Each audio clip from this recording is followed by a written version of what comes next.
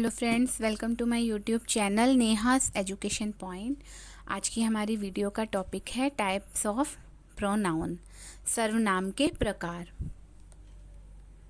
तो सबसे पहले हम ये जान लेते हैं कि प्रोनाउन क्या होता है, इसकी क्या डेफिनेशन है।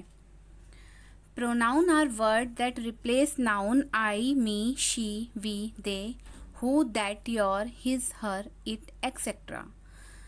प्रोनाउन संज्ञा के स्थान पर प्रयुक्त होने वाले शब्द को हम सर्वनाम कहते हैं, जैसे वह, वे, मैं, आप इत्यादि। सर्वनाम का मुख्य काम होता है एक पैराग्राफ में नाउन को बार बार आने से रोकना, ताकि सेंटेंस पढ़ने, बोलने और सुनने में हमें अच्छा लगे। आ जाते हैं नेक्स्ट पेज पर। Pronoun is divided into 8 part. सर्वनाम के 8 भेद हैं। सबसे पहला है हमारा पर्सनल प्रोनाउन, व्यक्तिवाचक सर्वनाम। दूसरा है हमारा पॉजेसिव प्रोनाउन। तीसरा है हमारा रिफ्लेक्सिव प्रोनाउन, निजवाचक सर्वनाम। चौथा है हमारा रिलेटिव प्रोनाउन, संबंधवाचक सर्वनाम। पांचवा है डेमोन्स्ट्रेटिव प्रोनाउन, निश्चयवाचक सर्वनाम। छठा है इनडेफिनिट प्रोनाउन, अनिश्चयवाचक सर्वनाम। सातवां है इंटेरोगेटिव प्रोनाउन, प्रश्नवाचक सर्वनाम। आठवां है डिस्ट्रीब्यूटिव प्रोनाउन, वितरणवाचक सर्वनाम। तो चलिए अब इसको और अच्छे से हम डिटेल में जान लेते हैं। सबसे पहला जो मैंने आपको बताया, पर्सनल प्रोनाउन, व्यक्तिवाचक सर्वनाम। Word like I, me, he, she, it, they, etc. that directly represent the person or thing are called as personal pronoun. शब्द जैसे आई, मी, ही, शी, इट और दे आदि सीधे व्यक्ति या वस्तु को दर्शाता है, उसे हम व्यक्तिवाचक सर्वनाम कहते हैं। Personal pronoun can be classified into 3 groups. व्यक्तिवाचक सर्वनाम को 3 समूहों में बांटा गया है। पहला है हमारा फर्स्ट पर्सन, प्रथम पुरुष। फिर है सेकंड पर्सन, मध्यम पुरुष। फिर है थर्ड पर्सन, अन्य पुरुष। तो चलिए ये first person, second person, third person क्या है, इसे भी अच्छी तरह हम डिटेल में समझ लेते हैं। आ जाते हैं अपने नेक्स्ट पेज पर। यहाँ मैंने एक फर्स्ट, सेकंड, थर्ड पर्सन का कॉलम चार्ट ड्रॉ किया है, जिसमें मैंने सिंगुलर और प्लूरल प्रोनाउंस लिए हैं। तो देखिए, फर्स्ट पर्सन आई, उसका प्लूरल हो जाता है वी। सेकंड पर्सन यू, उसका सेम प्लूरल यू ही रहता है। थर्ड पर्सन हो गया हमारा ही, शी, इट, और उसका प्लूरल हो गया हमारा दे। तो चलिए आगे पेज पे चलते हैं। फर्स्ट पर्सन, प्रथम पुरुष। In this group the pronoun refer to self like I and we are the pronouns of this group. इस समूह में स्वयं बात करने वाले को प्रथम पुरुष कहते हैं। For example, I am a boy, मैं एक लड़का हूँ। वी आर फ्रेंड्स, हम दोस्त हैं। सेकंड पर्सन है हमारा मध्यम पुरुष। In this group you is the pronoun that refer to the person who is being talked in this sentence. इस समूह में स्वयं जिसके बारे में बात की जाए उसे हम मध्यम पुरुष कहते हैं। For example, you are beautiful, तुम सुंदर हो। थर्ड पर्सन है हमारा अन्य पुरुष। In this group are is use to refer the third person such as he, she, it, they, we are used. इस समूह में स्वयं जिसके बारे में चर्चा की जा रही है उसे अन्य पुरुष कहते हैं। For example, they are children, वे बच्चे हैं। इट इज़ अ बुक, ये एक किताब है।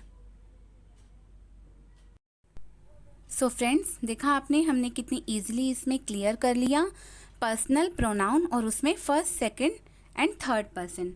तो चलिए आगे बढ़ते हैं। पॉजेसिव प्रोनाउन, स्वत्व बोधक सर्वनाम। The pronoun which shows the position or ownership is called possessive pronoun. वैसा सर्वनाम जिसमें स्वयं के भाव का बोध हो उसे कहते हैं हम possessive pronoun. Like my, mine, hers, your, etcetera. चलिए अब इसके भी एग्जाम्पल ले लेते हैं। For example, this is my house, ये मेरा घर है। इसमें देखिए हमारा स्वत्वबोधक सर्वनाम हमें पता चल रहा है मेरा, माई। सेकंड है दिस इज माई बुक, ये मेरी किताब है, इसमें भी हमारी मेरी किताब के बारे में बात हो रही है। थर्ड है हमारा रिफ्लेक्सिव प्रोनाउन, निजवाचक सर्वनाम। A reflexive pronoun is the action performed by the subject is on the subject itself।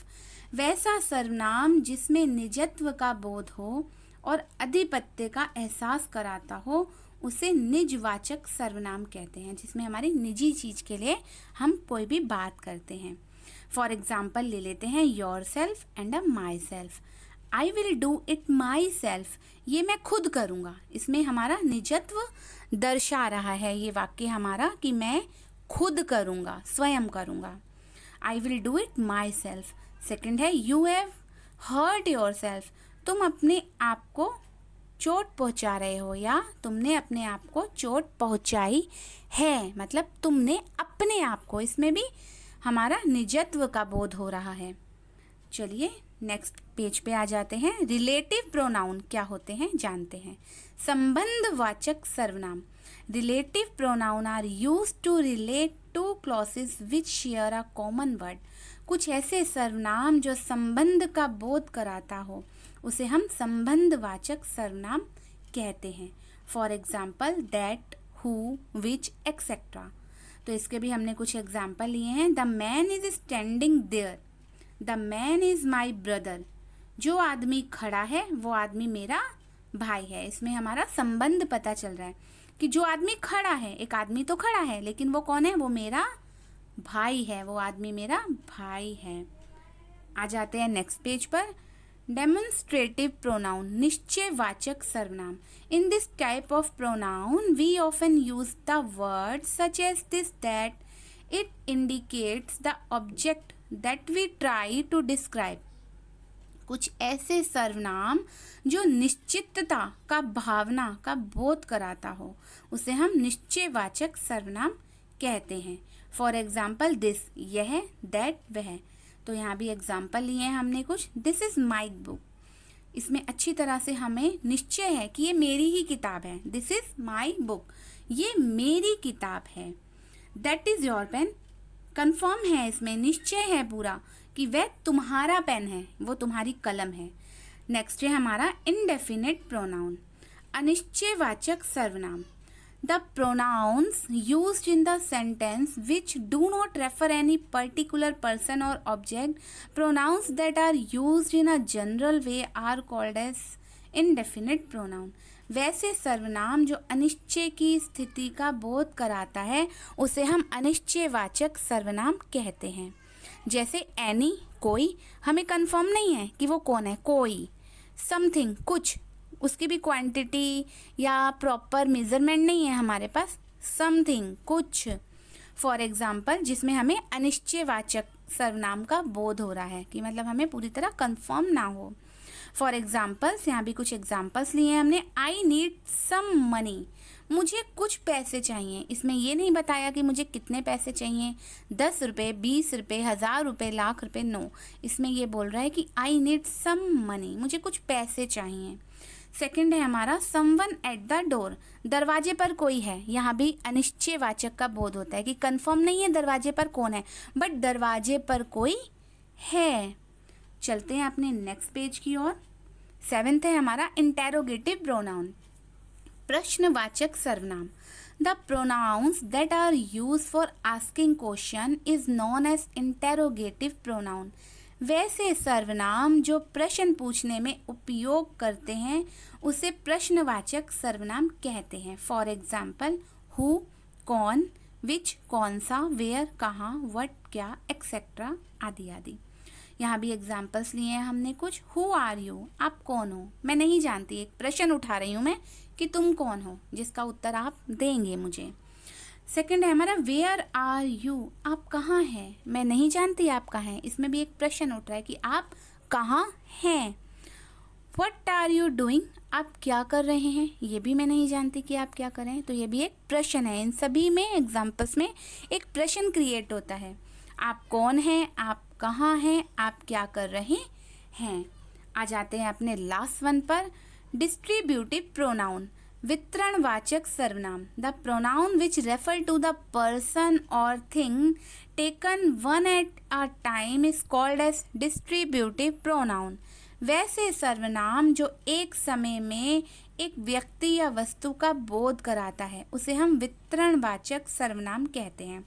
यहाँ भी एग्जाम्पल ले लेते हैं हम। आइदर या तो, नेदर ना तो, ईच प्रत्येक, each of this boy deserved a reward. यहाँ भी हमने कुछ एक सेंटेंस लिया है एग्जाम्पल के तौर पे।